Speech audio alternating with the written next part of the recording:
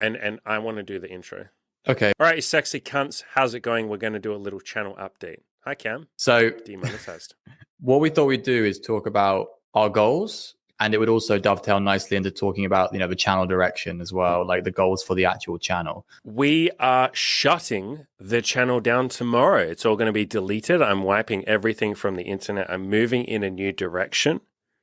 I am going to be opening up an ice cream van and selling hopefully just vanilla, because I don't like any other flavors, vanilla ice cream to homeless people. I also love vanilla. I do love vanilla, yeah. And I think the homeless market is underrepresented by vanilla ice cream. So I think there's a really good niche there, lots of money to be made. So I'm going to be moving in that direction. But it was fun. I appreciate everyone watching all of these videos up until now. It's been a blast. So yeah. So you're going to go and make the homeless addicted to sugar and then take their money off them. This is such a, hell yeah. This is an Andy thing to do. I'm going to be dishonest about it too, because I love that. Obviously, I'm fucking joking. That was a shit joke too. So obviously, I'm continuing the channel. In terms of channel goals, probably the biggest one is, obviously, I'm going to keep doing content on YouTube, Spotify articles. I'd love to do more content. So there's ways that I can ramp that up. Paying video editors is something I've started doing over the last 3 to 6 months. So doing more of that. But I want to, and you're helping with this, build out some video courses and some ebooks. Right now, I have one video course, which is how to have a threesome. You're in the process of making a book. In fact, it's almost finished, making an ebook on how to lose your virginity or how to have sex if you're really inexperienced. I'm doing a video course on mindset, like how to have a winner's mindset, how to build confidence and stuff like that. And this video course, I don't think I've told you, but this video course is probably, you know how we started out where I was like, all right, I'm going to do a short video course, maybe to be 2 or 3 hours long. Bro, it's going to be 20 hours now. The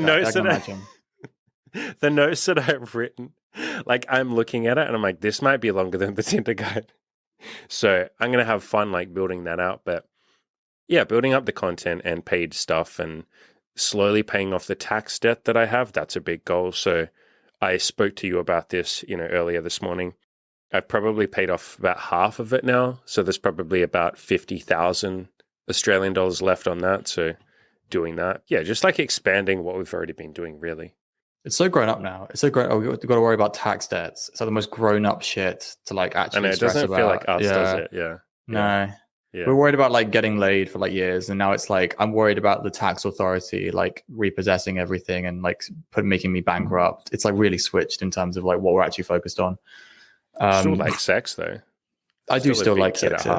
Yeah, so do you. Yeah. On that note, another goal that we have. You told me not to say this, and I was like, bro, but this is the truth. It's not a goal that we have. It's a goal that you and Imi have. To be very specific. One of the goals, and it's not really a goal. It's not we're actively doing anything. This is more just a conversation of one of those things of oh, wouldn't this be a cool thing if this ever happened? Like a pipe dream. Is we would find it fucking cool if we ever met someone from the channel, a woman specifically, to teach BDSM. I imagine it's a woman. Yeah. I already met a guy from the channel. Remember I told you, and I did a video about this. A guy walked up to, we're walking, Imogen and I were walking, and a guy was like, wait, are you Andy? And I was like, yeah. And he's like, kill, you're in a loser. And I was like, bro, what the fuck? And he's like, dude, I'm such a big fan. Holy shit, man. I've changed my life. I've done all of this. And then I was like, bro, let's grab a beer. I'll give you my phone number. And then I gave him the wrong phone number because I got nervous. Yes, I remember this. You had the video about this. Yeah. And so that gave me so much empathy. I already had empathy for this, but when women give you a phone number and you're like, why didn't she reply to my phone number? Because she might have fucked up giving you the phone number because she was so nervous. I fucking did that. That's why you do that's why you do WhatsApp, because you can do that thing where you just or you have to call each other or something. Yeah, you take a picture of the code and that gives you someone's contact. It's easier that way. Yeah. I know in Japan, from guys who are or Korea in Japan, they have this app where they talk. I think it might be Snapchat or something, but they talk to each other via this app. And instead of doing a number, you scan a code, and so you never don't get their contact, because that's the easiest way of doing it. Sorry, to go over what Andy is saying, he wants. So whenever guys are oh, I want to build up this brand and this personal brand, maybe an Instagram account, to a point where girls will just throw themselves at me. Andy and Imi want that to happen. They basically want their brand. They want their brand to deliver if that them happens, dating options. if that happens, that would be amazing. But that is like not even 10%. But legitimately, that's what guys fantasize about, is like having such a big personal brand that dating becomes easy. You know what I mean? Like as in like, I guess so. Yeah. Who's a good example? Like Brad Pitt doesn't have to fucking try to date. He's like, sure, you can just call up like an agency and be like, hey, I'm Brad Pitt. Does any girls want to date Brad Pitt? And it's like, that's all you need to be, you know? And yours is similar, where it's like someone found our content and hit us up like, hey, I'd love to date you guys. That'd be awesome. Yeah. And to be clear, that's like not even a goal. But if it ever happened, I think I would just be filled with so much, like, first of all, I'd be like, it would feel so surreal. It was so fucking surreal. The guy saying to me on the street, "Are you Andy?" I was just like, what the fuck? Like, I didn't ever expect in my life that anyone would recognize me. That was like surreal. And so this would be like that. If there was ever a woman that was like, hey, like, you know, I'm going to send these guys an email. Hey, can we grab a drink? I'd be like, what the fuck? I'd probably give her the biggest hug on the date and just be like, seriously, like, this was never supposed to happen. Like, I was never supposed to I can't believe this is a thing that happened. I don't even give a fuck what we do other than this coffee and me giving you this hug. Thank you for this moment. Like, this is such a great reflection of like how far we've come. You know, when I wrote my first article, none of this shit was ever supposed to happen. So it's kind of like that feeling. If this never happens in my entire life, I'm fine with it. It's like a couple of the fetishes that I have, a couple of the kinks. One of my biggest kinks. Actually, can you guess what I'm about to say? What kink do you think I have that it's like, I've done it twice before in the past, so that's a hint. And I would love to do it again. It's a pregnant woman thing. Yeah. Pregnant women are like, bro, my biggest fucking like turn on. But I don't get this. Like 1 in 10 guys has this massive pregnancy kink. Like, it's legitimately, that's roughly like the number I think of guys I run into where they're like, oh yeah, I've got the pregnancy thing. I was like, what? Like, that's most people are just like most people are just like, why? And a lot of people are like, pregnant women turn me off. It's like a big turn off. Yeah, me too. Yeah, that's me. Yeah. But the girl that we're dating right now, I mentioned it to her one time. Okay, because here's the thing I do. Every time I see a pregnant woman in public with Imogen, I'll be like, pregnant. And I will just like point. I don't like point at her so she gets self-conscious, but I'll be like, pregnant. Like, it's like a fucking reaction. I'm just like, pregnant. And I'm not even like looking or anything, although sometimes I do, and I'm like, holy fuck, Imogen, like, holy shit. Like, but like, I'm not trying to kink shame, but it's one of those I have no idea where you're coming from, like, reactions. You know what I mean? That's feminine, and they're beautiful, and the curves, and it's motherhood. It's amazing. It's just the circle of life. But it's not. It's like really hard, isn't it? Like a pregnant belly is like really hard. So it's like an obstacle in the way. Oh, Cameron. Oh my goodness. You've already done that one anyway, though. That can't count as a goal. You've already done it. Yeah. You want a threesome with a pregnant girl? Is that the goal? Oh my goodness. No. Okay. So here's the point that I was getting to. The girl that we are dating right now, Imogen and I and her were walking around, and I was like, oh, pregnant. And Imogen was like, yep, she's pregnant. Yep, great. And then the girl that I was dating was like, why are you mentioning that she's pregnant?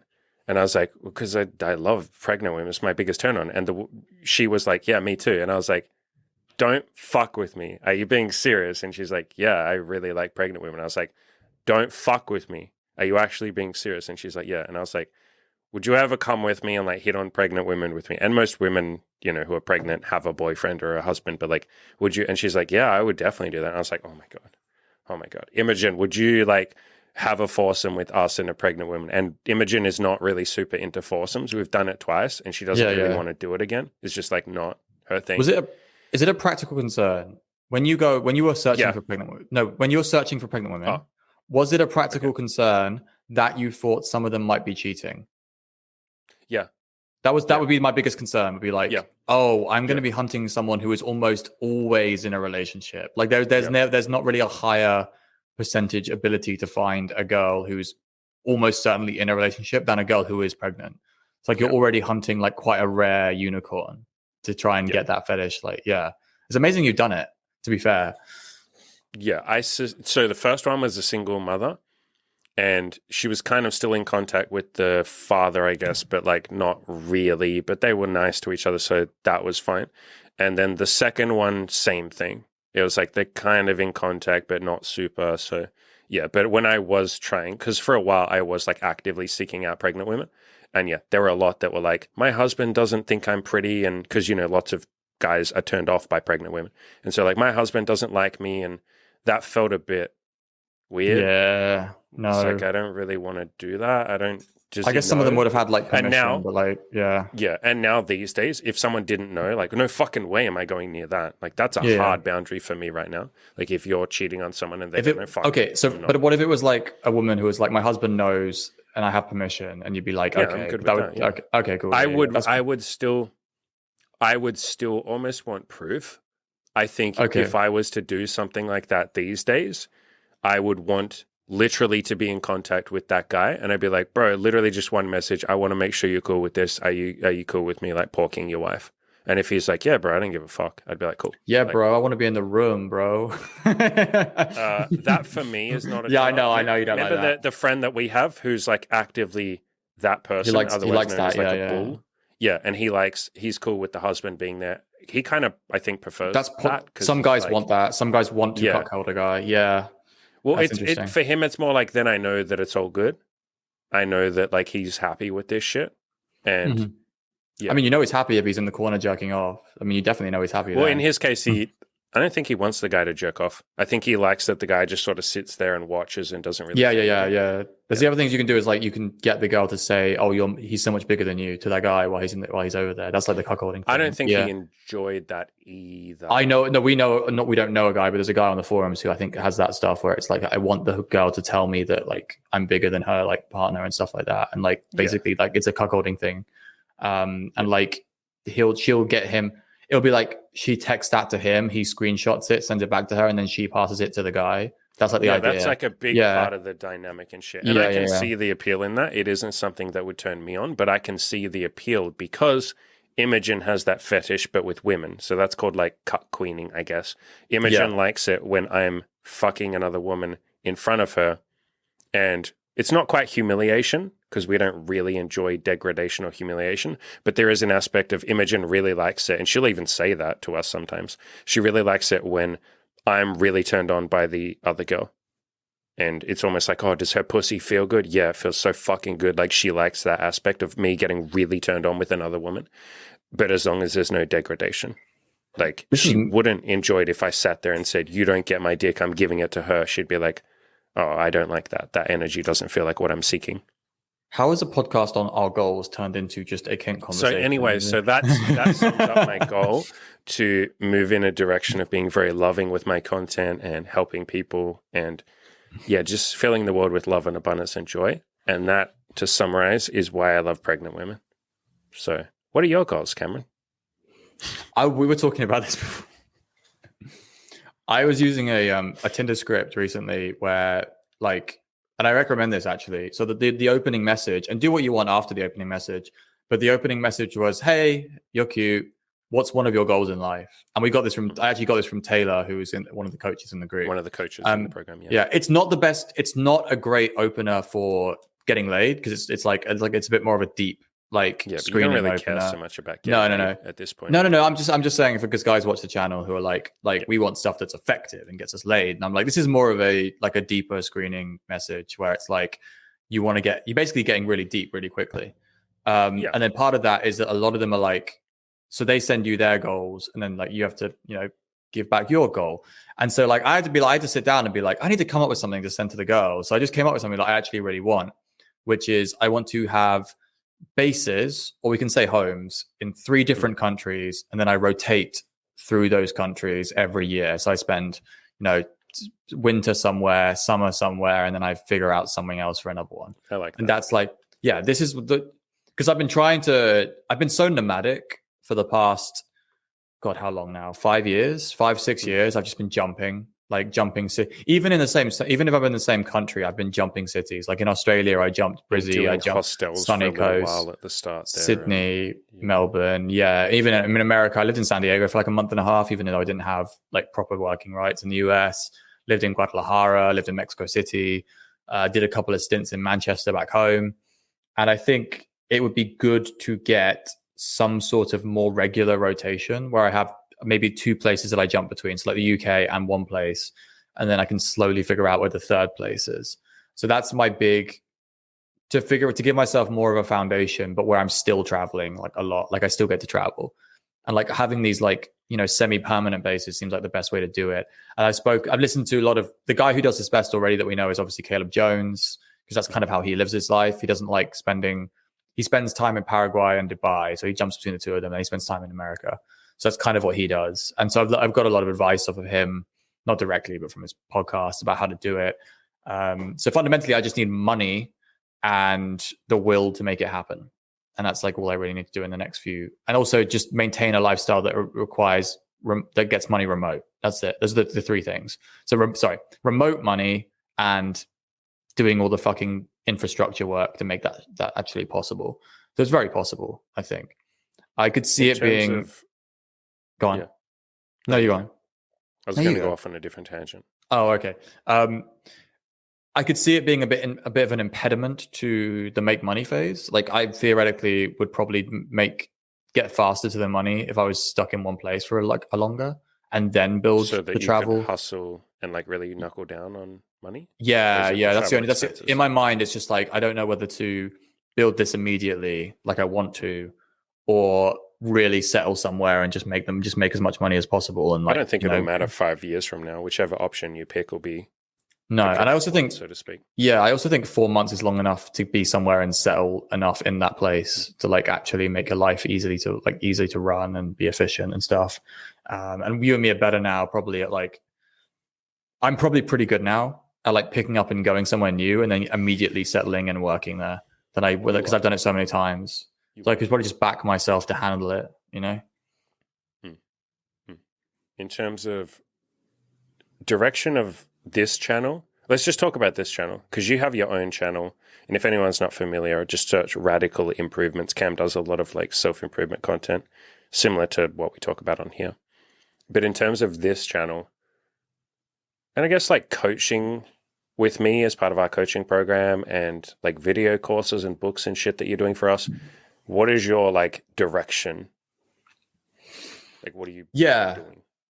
I do want to work out what like the audience, I do want to actually work out what the guys want help with the most. And like that is important to me because I feel like you're very much like the overall direction. So like, I'm obviously going to go with you in the overall direction, but the guys that brings in, like, I really want to double down on what do they want? Like, what do they actually want help with? Because that's going to help the most. I think especially with the products and the YouTube channel, that's for the guys. Maybe because in coaching, we can directly help and actually ask guys one-to-one, like, what do you want? But you can't do that as much with a wider audience. So it's more about broader strokes and figuring out, from feedback, what guys want, and then redirecting my energy towards those things as much as I possibly can. Because I don't have a strong desire. That's good. That's actually very helpful.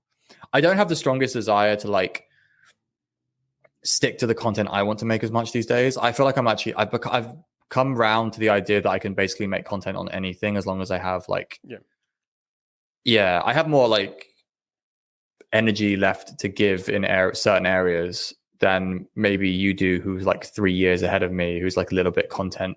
Some of the stuff you're just sick of talking about, I think. Well, I've very much embraced a mindset that I had pretty early on within the first couple of years where I was like, I'm only going to talk about the shit that I want to talk about. And obviously if someone asks a question, if I feel like answering that question, I will. But I've not really as much chased what content I thought would do well. And I've instead just gone, what do I want to talk about? What do I feel like I can help people with? Rather than like what will get me lots of views and clicks. There are exceptions to that. Quite a few of the BDSM videos I have done solely because they do really well. Yeah, but you love talking about that as well. Like you can hear the passion in your voice. Even then, I'm never going to do a topic I don't want to talk. That's a really good point. Yeah, we went on to a tangent about it. It's like when you hear me. It's like when someone asks a fashion question, I go off on a fucking like passionate tangent. In like in the coaching calls, when someone asks like, "What should I wear?" and like I start listing out all the brands and they're like their highs, like what's wrong with this brand and what's wrong with this one and whether or not I think this will help you. And like some people have called it kind of like a rant, and it's when you go off in that rant and you kind of lose track of everything else. Yeah, it's like a passion thing. And like a lot of guys have that about like fitness, for example, and like they go off on like this huge tangent about like what amounts of calories go into which macronutrient, and they start getting really like that's the stuff that's always going to be easy to talk about. But I think I've developed like at least some ability to, at the moment, because I wasn't great at talking about stuff I didn't want to talk about at the beginning. And I think you were. Like, I think you've talked about a lot of stuff you didn't really care that much about and made really good content. And so my goal now, my goal now is to like grind out some content that I think will actually be like really helpful, even if I don't necessarily want to make it that much, because I feel like I can say something worthwhile on it. You still want to make it, otherwise you wouldn't make it. But I get what you mean. It's like you're not as hyper passionate about it. You want to, that's why got to give yourself a little push. Yeah, that's why I can definitely like look at the feedback and be like, I can make content. I can make this. It'll be fine. I can definitely give some good advice in this areas. So yeah, I am doing very much more in a reactive. I will be making stuff in a more reactive way because I want to serve your audience. Like that's the main like drive I have. I'm not going to be directing the overall content shift of the channel because it's your channel and it's your like vision for that. Whereas I'm going to be like, how can I help the audience? How can I help the coaching clients? What content can I make there? That's like more the overarching like desire from me. Yeah, drop a comment if you have a particular topic that you want Cam or me as well. You can do me as well that you want us to talk about. And if we like it, we will. If we don't, we'll probably just reply to you anyway. We reply to pretty much every single comment. We read every single comment. I don't reply to all of them, but most of them. I made a whole video recently responding. I've made 2 videos recently responding to comments. So sometimes if people write a really good question, you'll get a whole video. So just it's like that's happened twice already. Like I responded to someone who was asking about dating outside the West, and I think I responded to someone who asked about ethical non-monogamy. Yeah. So like if it's a topic I'm interested in, you might get a whole fucking video about it. Absolutely not. And no promises. And if there is a topic that you want us to cover and we don't answer it in a question, you can always just jump on a coaching call with me or Cam. By the way, if any of you want a coaching call with Cam, it would probably be at the same price that the ones I do are, like $200 for, half an hour or an hour. Those often go longer than that because guess what, guys? I like to talk. Would you believe it? Bro, I did like a coaching call with a guy the other day and he's like, all right, so this is 30 minutes, right? I've paid for 30 minutes of your time. We went for like 2 and a bit hours. And he was like, what the hell? This is so long. And I was like, yeah, like welcome to the club. First time. I tend to talk for a little bit longer than what I said I was going to talk for. That happens with the group calls as well sometimes. Andy's just on a rant and I'm just like, I'm just going to make some dinner while Andy's ranting. I can't stop. Yeah, I get so excited. You do too. You get excited. Like we both do. And I don't ever want to lose that. Like I never want to get to the point where I'm like, all right, time's up. Bye, motherfucker. Like that's just the opposite because I had that experience a couple of times with psychologists who were doing their best, but they were limited by the format that they've locked themselves into of like, all right, well, that's time now. And I know you're breaking down and you're crying and we're just having a big fucking epiphany, but the hour's up. Goodbye. And you're like, okay, so now I have to bottle all that shit back up again. Like, and that now you haven't given me the tools to deal with it. You're trying your best, but like, all right, I guess I got to fucking suppress that again and never bring that up ever again because I might be left halfway through it and not having fully healed it. So I guess I'll just shut the fuck up about the deep stuff. And so therapy can be incredibly helpful, but I feel like they are locked into that format of 1 hour sessions. I like that we don't really limit our shit. I like that a lot. Mm-hmm. Any other goals? I would like to travel like you are. I have a goal to travel in about 2025, maybe 2026. I've got more travel I want to do, obviously. I don't really have I don't have any get laid goals anymore, which is interesting, I think. But I guess my goals are more to teach guys like the lessons we've learned, and not just from our own experiences, but lessons we've learned from coaching other guys too. So a lot of it's just now to like teaching what we've learned on that front. Learning a hell of a lot more about business stuff as well, like just improving my overall ability. So we can teach more. Yeah. It's not just about having the ability; it's about being able to sell your ability too. So like those kind of things are really important. I want to learn about like there's a lot of stuff that I want to learn. I don't even know we call that a goal, but there's just skills I want to build. Like I want to be able to sell. I want to be able to make ads that work. I want to be able to write emails that actually like sell. Although I've already done that before, and so have you. I want to be able to coach better. There's like a lot of stuff I want to improve, and realistically, that's all of my focus, except for the other goal for the like where I'm living and how my life is structured. So like, yeah, I would say a goal that we haven't mentioned yet. I'm surprised we haven't mentioned it yet. We're both very much on a spiritual journey. Whether you call it that or you call it something else doesn't really matter. But like 100%, that's my 100% main focus right now, above all else, and might be for the rest of my life. I can't predict the future, but it's definitely a very important goal for me right now. And if the word spiritual, if somebody goes, what the fuck does that mean?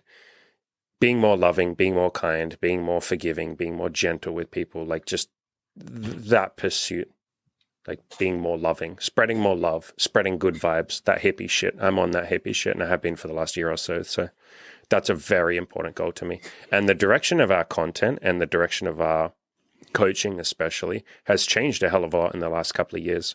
Like if anyone listening, if you go back and watch videos from like a year or two ago, and if you read my articles from like 4 or so years ago, holy shit, like we literally sound like different people.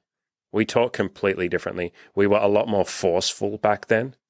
We talked a lot more from a place of like trying to push people and make people and convince people and all of that kind of stuff. Whereas now we're just like, if you want to do this, hell yeah, we'll help you. If you don't, that's great too. You're not bad because you don't want to change your life, or you don't have to do what we do. And we don't want you to just follow in our footsteps and do our life if that wouldn't be accurate to what you want. So we're a lot more peaceful and loving already, but that's definitely a big, important goal to both of us.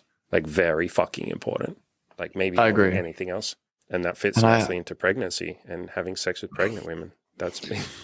I would love the shit out of a pregnant woman. Holy fuck. So and the girl that we're dating with Andy, too. And to have imagine pregnancy kink tangent in a goals video about hey, that's honestly, when do I bring up pregnancy kink? Like maybe once every 2 years. Have you done a video about it? Is there a pregnancy kink video on YouTube on Kill Your Own Loser? I've only mentioned it like once every fucking 2 years. Like even though it's my biggest, because it's one of those things where it's like have you got a video about wet play? Have you got a wet play video?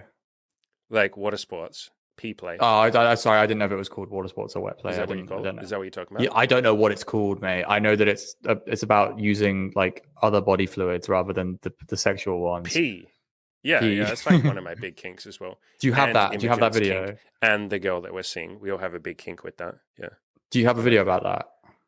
Nah, because I don't know. Does anyone want a fucking video about why I enjoy like pee play? Like if you did a pregnancy kink video, it would be very popular. Maybe. What would I say? I have a pregnancy kink. It's cool and I like it and it's fun. I've done it twice and I'm glad I did it. And I would, if there's any pregnant women out there, fucking. All right. What's the difference between that and your role play video, though? What's the difference between doing a video about pregnancy kink and doing a video about? Okay, because what am I going to say with the pregnancy kink? I'm just going to be like, it would be like normal sex, except she's pregnant, and that's hot to me. No, it would be like doing a video on like. I like. Here's how to find pregnant women. Here's how to screen for pregnant women. You got to be aware. The same way you do with everything else. Just go up to a lot of pregnant women. We already spoke about it earlier, didn't we? We spoke about earlier how there's like little things like you got to screen for like other husbands involved. Yeah. Role play, which I did a video on with Imogen recently. That's such a huge, wide, varied world. There's so much to talk about there.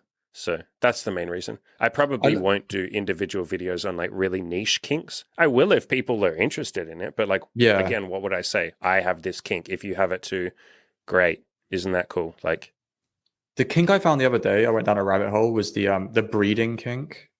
That's lots of people have that. Yeah, that's such a fucking common one. It's what, but people don't realize.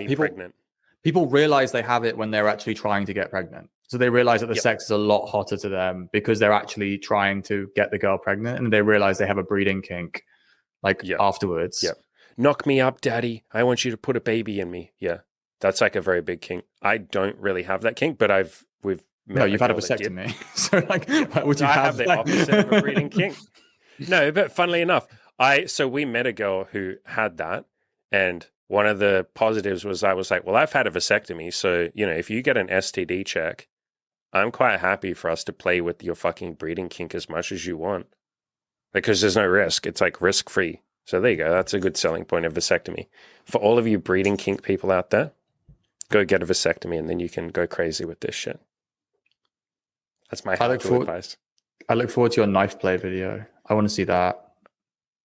We had a long chat about gunplay, didn't we, on the I am not coaching into call? Knife play or gunplay or anything that could hurt someone. And if you're into that, no shame, no judgment whatsoever. No kink shaming at all. But I just don't understand how it works in a safe way. It's one of those things where it's like safety concerns. I just don't understand how you actually keep safety. Yeah. Because I'm sure there's stuff for like height kink play and stuff like that. I'm sure there's like kinks where you're like really high up and like there's a danger of falling and shit like that. Like maybe you like lay over the edge of, maybe your head is over the edge of like like a 16-story building or something like that, and there's like some kind of kink where you just really in dangerous situations. That's the stuff where I'm like, the thrill. Yeah. I had a girl with a nausea not. kink. That was really weird. She would make herself dizzy, but she just enjoyed the feeling of it during sex. Yeah, I didn't even know that's an actual kink, but like she just enjoyed being dizzy because she like make herself dizzy. Getting high. I mean, that's what people do when they drink or when we have caffeine. I called it nausea because I felt nauseous because she tried to get me to do it and I felt nauseous and I was like, that's horrible. It's like trying to get high. Yeah. People sniff paint and shit like that during sex to try and get high. Yeah. This is such a tangent of our goals video, man. So, yeah, part of our goals tie into kinks because we're obviously kinky, filthy little boys. A video is coming shortly, or it might be out already, about my vanilla status. Like just to make sure everyone... very gentle. You're a perfect like yin yang for this channel. Like I'm the BDSM guy. To be honest, we have a balance in the coaches as well because we have 2 vanilla coaches and 2 BDSM heavy and 2 guys who aren't vanilla. And to be fair, like I'm not super into BDSM. I use that word because it makes the most amount of sex, but kink is probably a word that makes more sense. It's why I don't like labels. No, because you don't have a sadism. Because you don't have a sadism kink, do you? I don't like humiliation. Yeah. I don't like a lot of spanking. I don't like the pain stuff. I don't like the sadism or the masochism. I like bondage. I like the dom and sub stuff. That's fun. But yeah, it's more like a gentle, loving. There was a guy on YouTube who left a bunch of comments basically saying like, you know, I don't like BDSM. Like I prefer gentle, like where you look into her eyes. And I was like, yeah, it's like the sex that I like. So it's more like kinky sex rather than BDSM. But I fucking love BDSM too, just not the hardcore stuff. Nothing wrong with that shit. If you're into it, fuck yeah, make it, you know, part of your sex. Another goal that we have is having more women in the coaching program. And I wouldn't say we're actively like seeking that out. It's more that door has been opened now. We've had a couple of women come through, but we have one woman in the group right now, and she's working on losing some weight, exploring some BDSM and kink. And you've also got an interview up with a woman on the channel now, which is really good, like an actual ex-client, which is really helpful to see that you have had female clients. So maybe that will, if there's anyone watching who's like on the fence about emailing you about it, well, Andy's put a female client interview up. And also we have an active client in the group who is a woman. So it is something that is now open. Like the floodgate is open. Yeah. And she's fit really well in. And again, we've had other women in the coaching, but this woman in particular has fit so freaking well into the coaching program. Her accountability partner as well is one of the biggest fuckboys we've had in the group. And she's just been paired up with him, which is really funny to me. And they're like, we got our accountability partners too. We got our first female client in the group. And we're like, okay, you're going to partner up with the ultimate young fuckboy that we have like currently. Yeah, the 20-something-year-old guy who's just having all this wild sex. But he's such a loving human being. Yeah, I'm going to have him on my channel soon to do an interview. We've booked it in for like 2 weeks from now.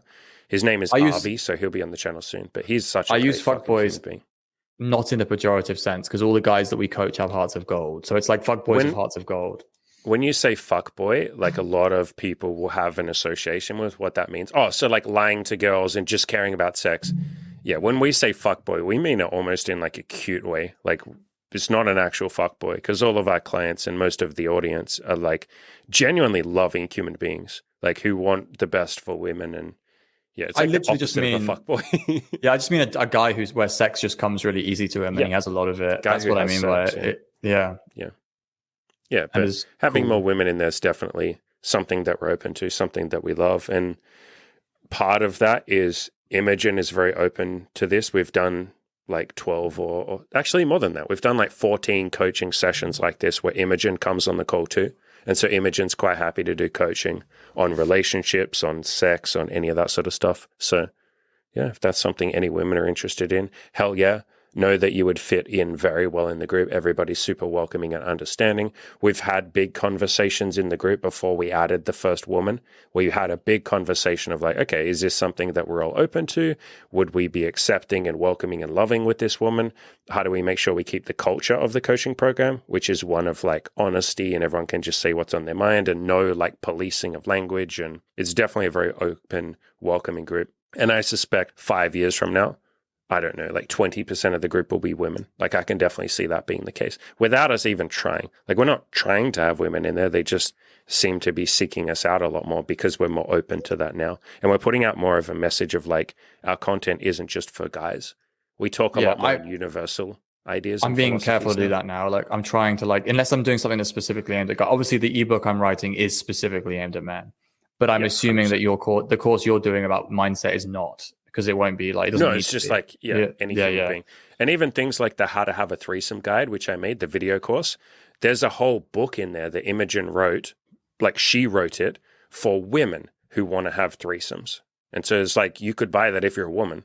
It looks like it's aimed at men, like the main guide looks like it's aimed at men. But like I said, there's an entire fucking book that comes along that of like, if you're a woman and you would like to have sex with your man or, a random guy or something, here's how to make that happen. So I think we're moving more in that universal direction because most of our philosophies and shit applies to both genders. It's just that for a long time, we only did content for men because we're men.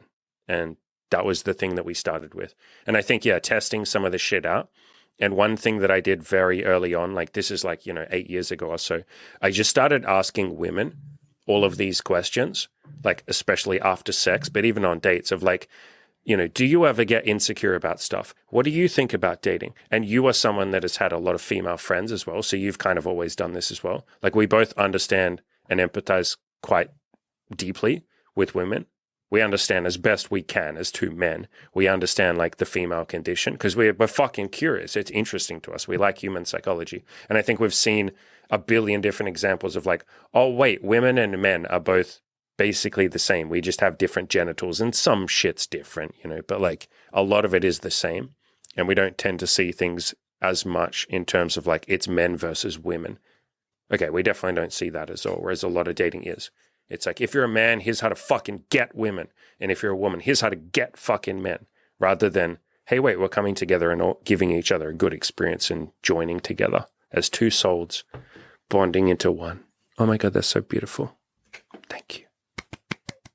I think we both forgot to mention body goals and physique goals as well. I think we did forget to mention that. I've been just getting towards the end of a cut right now. That's one of my main goals. Like always, it's just like physical improvement. Like I feel like that shouldn't get missed off the list. I think I've enjoyed the last, even doing a cut right now. I really enjoyed being on maintenance for a while. And I also wanted to get this cut done as hard and fast as possible so I can get back onto maintenance calories and just enjoy my life again. And that's like been the goal. But yeah, I'll be ending it soon and I look the best I've ever looked. And yeah, it's really good. I'm also getting scalp micropigmentation in the next couple of months. That'll be fun. The little dots on your head. Yeah, I'm getting the to basically add in where like it's like heavier on the side, so it'll just be adding a bit of definition and bringing up the shadow. Yeah, it's been recommended by everyone who's had it to me. Everyone who I've met or spoken to that's ever had it done has recommended it. Like they think it's just improved. Like I guess just their their view of them walking around. Although I am actually completely fine walking around bald, and so are you. It's just that there are always things you can do in terms of like aesthetic improvements that will make you feel better about yourself. That's why I like to think of it. Yeah. And I have the same goal as losing weight and working towards abs again, something I haven't had for like 4 years at this point. Abs. Was it during lockdowns that you got to abs? Was that picture or was that before lockdowns? No, way before that, yeah. No, lockdowns, I got fat. Yeah, I was very depressed during lockdowns. Mm-hmm. Yeah. You healed that trauma. I think you have. 100%. Yeah, I've forgiven like everyone that I was pissed at, government and all of that, all of those. You've forgiven Dan Andrews? You forgave Dan 100%. Andrews. Well done. So to be clear, Dan Andrews was like the state, I guess you would call him a governor in basically US terms. Yeah. And yeah, for a long time, like I vilified him. I really didn't, because he was the main person who was like enforcing all of the lockdowns here. And I, with my spiritual coaches, like gentle push, I did the work on, his name was Dan Andrews. And I basically got to a point where I was like, he was just doing his best. Like he really was just trying to do his best. He's not evil. He's not like a horrible person. And if I was believing the same stories that he was believing, if I was thinking, I have to save the state, I have to lock these people down, it's for their own good, like, and I have to use police force to do that and have all of these laws and all of that. Like, if I was believing all of that, I would have done the same thing he did.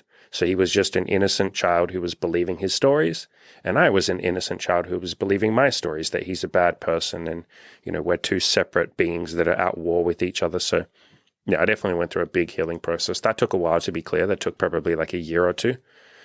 But I've had quite a few breakthroughs. And I've had quite a few moments, even recently, actually. I was thinking about it like 2 weeks ago, where I was like, I have a lot of love for Dan Andrews. Like, I have a lot of love for him. Like, he was, again, trying to do his best, and that was probably quite difficult. Probably quite fucking hard having a whole lot of people, like, 15 million people essentially hating you, or a big chunk of those people hating you. That probably wasn't easy. Probably felt like he had the world on his shoulders and he had to make the right decision. And no matter what he did, it was probably going to be wrong. And yeah, that probably wasn't easy. So yeah, healed all that shit, which is nice. It's nice to be at that point. Nice. All right. Thanks so much for coming on, good sir.